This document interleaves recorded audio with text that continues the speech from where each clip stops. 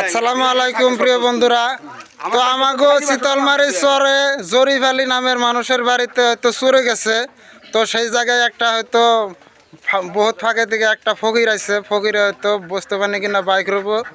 তো আপনারা হয়তো যে যেখানে থেকে দেখতেছেন ভিডিওটা শেয়ার করে দিবেন। তো আমি ফকিরের কিছু মন্তব্য নিব, তো আমার সাথে থাকেন। যেটা হলো ফকির, তো কোন তো কি হিসেবে তো এটা কামড়া করবেন, তো কোন টাইমে? যে আমি রাতের 10টা পর্যন্ত টাইম দিলাম, কেউ যদি নিয়ে থাকো বস্তুটা দিয়ে যাবা, আর যদি এর মধ্যে কেউই নাই সে সাজা শাস্তি রাতের 10টার পর থেকে আমি করবো। তাই এখন মরেও যাওয়ার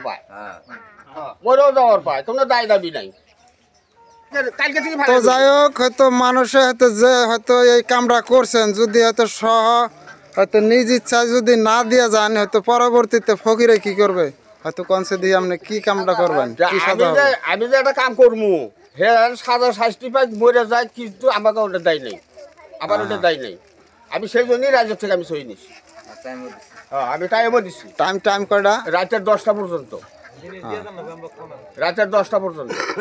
তো যাই হোক, হয়তো যে হয়তো ভুলবশত যদি কেউ এই কাম করে থাকেন, তাহলে হয়তো 10টার আগে হয়তো বস্তু কিনা হয়তো যে কোনো মুহূর্তে হয়তো যে কোনো টাইমে আইনা বস্তু কিনা আপনারা দিয়া যাইবেন।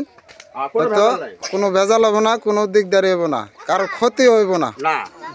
তো এই পর্যন্ত আমি ভিডিও শেষ করছি। খুদা হাফেজ।